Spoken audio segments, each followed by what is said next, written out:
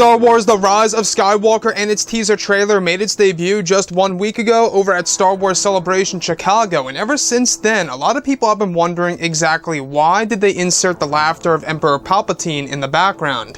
This is Mike Zero. If you guys are new to the channel, do make sure to subscribe to see future Star Wars content.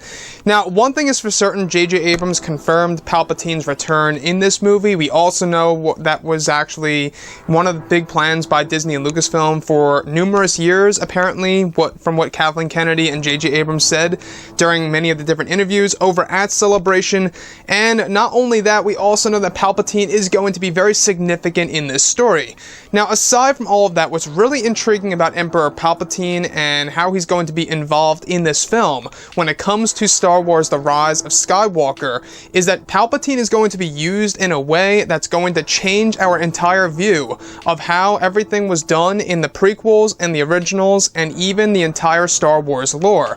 So that's one thing to keep in mind here, is that Disney and Lucasfilm are using Palpatine in a way that is going to change certain aspects of Star Wars lore within the prequels and the originals, and even giving a better understanding about the way the Force really works.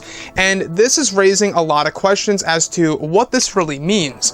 Now, the fact that they are using Palpatine in a sense that's going to change how we view the lore and the Force and stuff like that really is quite significant, and it makes one wonder, is Palpatine coming back in the form of a spirit, like a Force spirit and like a Sith spirit or something like that?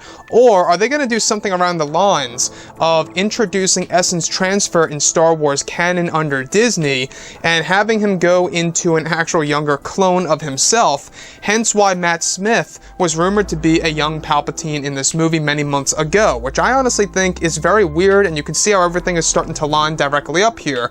However, I will say, though Ian Mcdiarmid is the voice of Emperor Palpatine in this movie, and he actually was on set for this movie, it's pretty safe to say that we're getting the older version of Palpatine. But for all we know, we could also be getting a different version of that character. So, the fact that JJ, Kathleen Kennedy, Chris Terrio, and crew are using Palpatine in a sense that's going to change how we view the lore, the Force, and other aspects of the Star Wars franchise that will also make us view the entire Skywalker saga in a different way, it really does raise questions, right? Exactly what are they going to do with Emperor Palpatine in this story? So I will say that I'm very happy that Ian Mcdiarmid is on board for this movie and that he had quite a number of scenes in the film. And not only that, it really does connect all Star Wars trilogies together. You know, all the three trilogies are now interconnected with Palpatine pretty much having a presence in Episode 9. It just makes sense, it feels right, and if they pull a Dark Empire, I think a lot of fans are going to be very happy, because a lot of people actually enjoyed Dark Empire when Palpatine was able to clone himself and transfer his consciousness into another body. The reason as to why I think that this is actually possible is because, not to go into any spoilers about Westworld, but let's just say they did something similar like that in that TV show on HBO, and JJ was attached to that TV series. So he could have very well used inspiration from that TV show and implemented that into Star Wars Episode 9. Now, we do know that George Lucas had a big, role in bringing back Palpatine in Star Wars The Rise of Skywalker. In fact, it was George himself who actually advised J.J. Abrams on exactly how Palpatine should come back. Though, yes, Palpatine was in the cards for years, according to Kathleen Kennedy. However, they still weren't quite sure of how they were going to bring him back, and that was all finalized by George Lucas himself for Star Wars The Rise of Skywalker.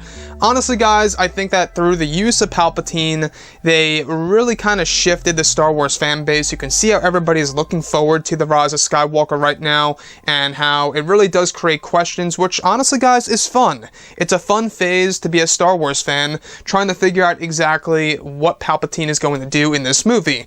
Now, the leaks that we have been going over these past 6 to 7 months suggest only in the forms of holograms and dream sequences and visions and him appearing in a different realm and stuff like that. So far, no indicator of him coming back to life. However, I think that if they did something around the lines of him being a Sith ghost or something like that, a lot of people may either enjoy that or completely deny that idea and really just kind of go against it. So that's why I think that Disney and Lucasfilm really are playing with fire here when it comes to Palpatine returning in Star Wars Episode 9. You're either going to overhype his laughter in the teaser, and people are going to be disappointed with how they use him in a way that we didn't expect, or they're really going to live up to the hype, as Kathleen Kennedy said about Palpatine just a couple of days ago, when she was in numerous interviews. People were asking her questions. Is Palpatine's presence in the teaser really going to live up to the hype? And she said, yes, absolutely yes. I can't wait for you guys to see the movie. So I don't know if I should take Kathleen Kennedy's word for that, but as of right now, I guess I'll give her the benefit of the doubt, even though I disagree with a lot of her creative decisions in The Last Jedi and a lot of what she has done to the Star Wars franchise. I am crossing my fingers that she really means that laughter of Palpatine in the Rise of Skywalker really is going to live up to the hype in this movie.